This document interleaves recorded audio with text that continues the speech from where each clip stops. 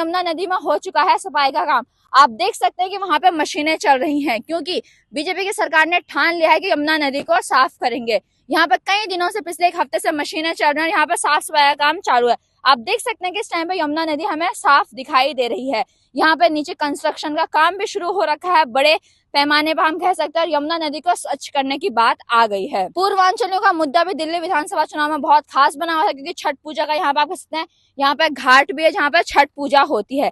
इसीलिए दिल्ली वासियों को, जो पूर्वांचल के लोग यहाँ रहते हैं, उन्हें यमुना नदी में जब झाग था उन्हें उस दौरान छठ पूजा करनी पड़ी थी। पर बीजेपी ये संदेश देना चाहती है कि उन्हें अब झांक वाले यमुना में पूजा नहीं करना पड़ेगा। और आप देख सकते हैं कि यमुना नदी यहाँ धीरे धीरे स्वच्छता की ओर बढ़ रही है। यहाँ पानी में आप देख सकते हैं, यहाँ पहले की तरह उतना कूड़ा नहीं है, फिर भी थोड़ा बहुत कूड़ा। और यहाँ पे आप देख सकते हैं कि मशीन भी चल रही है यमुना नदी में। देश की राजधानी दिल्ली, ये वही यमुना नदी है जिसने दिल्ली चुनाव को बदल के रख दिया। आखिर क्यों? स्वागत है आप सभी का आवाज नए भारत में। दिल्ली चुनाव का रिजल्ट आ चुका और दिल्ली को मिल चुकी है महिला मुख्यमंत्री रेखा गुप्ता। और रेखा गुप्ता अपने शपथ के बाद सीधे पहुंचते हैं इस यमुना नदी पर। आखिर क्यों पहुंचती हैं, आइए जानते हैं आवाज नए भारत पर। आपको बता दें, यमुना नदी जो दिल्ली विधानसभा चुनाव में एक हॉट मुद्दा बनी हुई थी, एक गर्म मुद्दा बनी हुई थी, और इसने दिल्ली विधानसभा चुनाव के रुख को बदला। और दिल्ली में आए 27 साल बीजेपी की सरकार, इसकी अन्य वजहें भी थी, पर यमुना नदी का इसमें एक अहम रोल है। अब जानते हैं कि रेखा गुप्ता क्यों पहुंची इस यमुना नदी पर। रेखा गुप्ता ने अपनी शपथ ली 20 फरवरी को, और लगभग 5:30 बजे रेखा गुप्ता पहुंचती हैं दिल्ली सचिवालय और मुख्यमंत्री का पदभार संभालने के बाद। रेखा गुप्ता पहुंचती हैं इस यमुना नदी पर। क्यों पहुंचते हैं? इससे रेखा गुप्ता और पूरी बीजेपी सरकार दिल्ली वासियों को संदेश देना चाहती हैं, जो काम अरविंद केजरीवाल नहीं कर पाए, जो काम नहीं कर पाए आम आदमी पार्टी की सरकार, यमुना नदी को साफ करने का। और बीजेपी सत्ता में आते ही सबसे पहले मुख्यमंत्री पहुंचते हैं इस यमुना नदी पर और यहाँ पर करते हैं आरती। वो देना चाहती हैं दिल्ली वासियों को संदेश कि बीजेपी अपने वादों को पूरा करेगी और इस यमुना नदी को साफ करके दिखाएगी। बीजेपी जो आई है सत्ता में। अब जानते हैं थोड़ा रेखा गुप्ता के बारे में कि आखिर रेखा गुप्ता को ही क्यों चुना गया दिल्ली का मुख्यमंत्री। आपको बता दें, इतने सारे नामी चेहरे थे, जैसे प्रवेश वर्मा, सबको लगता था कि प्रवेश वर्मा ही चुनेंगे, पर बीजेपी सरकार ने चुना रेखा गुप्ता को। और मुख्यमंत्री मिलना एक तरफ की बात, और महिला मुख्यमंत्री मिलना वो अलग ही गर्व का विषय बना हुआ है दिल्ली वासियों के लिए। और रेखा गुप्ता मुख्यमंत्री बनने के बाद जब यमुना नदी पर पहुंची, वो भी दिल्ली वासियों को संदेश देना चाहते हैं कि वो अपने सभी वादों को पूरा करेंगे। उनमें से एक प्रमुख वादा था यमुना नदी को स्वच्छ करने का, स्वच्छ बनाने का, और अन्य मुद्दे जैसे कह सकते हैं कि महिलाओं को सशक्तिकरण की ओर जो वादे किए हैं, जो घोषणा पत्र में, उन्हें भी पूरा करेगी बीजेपी। इस यमुना नदी में आके दिखा दिया रेखा गुप्ता। वो संदेश देना चाहते हैं कि रेखा गुप्ता ने जो काम अभी पिछले 1-2 दिनों में किया, वो आने वाले 5 सालों में भी ऐसा ही कार्य करेंगी, या सिर्फ कुछ ही दिनों की हम कह सकते हैं कि लाइमलाइट में रहेंगी।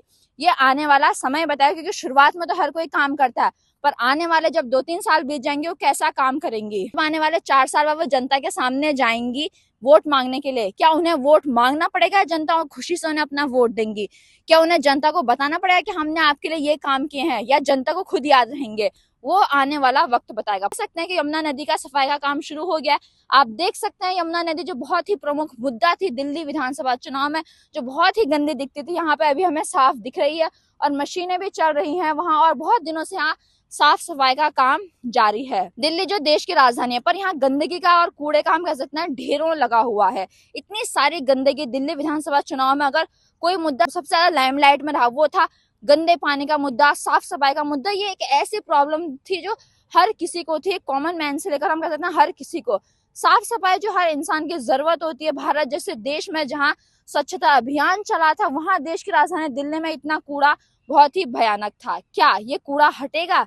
ये तो आने वाला समय ही बताएगा, क्योंकि यमुना नदी में सफाई तो शुरू हो चुकी है। आप देख सकते हैं यहाँ पे मशीनें चल रही हैं, और मोदी सरकार ने भी खुद इस बार दिल्ली विधानसभा चुनाव में पीएम मोदी ने खुद ही मोर्चा संभाल लिया था, और वो भी दिल्ली चुनाव में अपने नाम पर वोट मांगने थे। और जनता ने जमकर वोट किया बीजेपी को, और बीजेपी को लगभग 27 साल बाद देश की राजधानी दिल्ली में खिला है कमल। और लगभग हम कह सकते हैं कि बीजेपी ने जहां दिल्ली विधानसभा की 70 सीटें थी, 69 सीटों पर चुनाव लड़ा और 48 सीटें जीते। वहीं आम आदमी पार्टी जो पिछले 11 सालों से देश की राजधानी दिल्ली में सत्ता में काबिज थी, वो हम कह सकते हैं कि सिर्फ 22 सीटों में सिमट कर रह गई। और कांग्रेस इस बार भी अपना खाता नहीं खोल पाई। दिल्ली की जनता ने भरपूर मात्रा में बीजेपी को चुना और बीजेपी ने अपना काम शुरू कर दिया है यमुना सफाई का। आप देख सकते हैं यहाँ की कैसे यमुना यहाँ पर चमक रही है। आवाज नए भारत ने आप तक पहुंचाई यमुना नदी की लाइव रिपोर्टिंग। आप देख सकते हैं कैसे बीजेपी ने सत्ता में आते यमुना नदी को चमकाने का काम शुरू कर दिया। आपको क्या लगता है, आपके क्या विचार हैं कि यमुना नदी क्या अभी से कुछ ही दिन के लिए साफ सफाई का काम शुरू है या हमेशा चलेगा, या यमुना नदी को पूरी तरह साफ कर पाएगी बीजेपी सरकार? क्योंकि देश में हम कह सकते हैं कई सारी ऐसी नदियां हैं, चाहे हम गंगा को ले लें या हम गुजरात में साबरमती को ले लें, वो बहुत ही गंदी पड़ी हुई है। स्वच्छता का इतना सारा बजट तो पास होता है उनके, पर वो हो नहीं पाती। और यमुना नदी जो दिल्ली विधानसभा में थी हॉट मुद्दा, क्या वो पूरी तरह से साफ हो पाएगी? आपको क्या लगता है? आप हम तक अपने विचार जरूर साझा करें, क्योंकि आपके विचार बहुत ही अहम रखते हैं। जनता का काम ही होता है अपने विचारों को साझा करें, और इसी से सरकार को पता चला कि आप क्या चाहते हैं। आपको ये खबर कैसे लगी हमारे साथ जरूर कमेंट बॉक्स में शेयर करें, और बने रहिए आवाज नए भारत के साथ, क्योंकि आवाज नया भारत आप तक पहुंचाता है लेटेस्ट खबरें और लाइव कवरेज दिखाता है आपको। और सब्सक्राइब करें आवाज नए भारत को। आप सभी का बहुत बहुत धन्यवाद।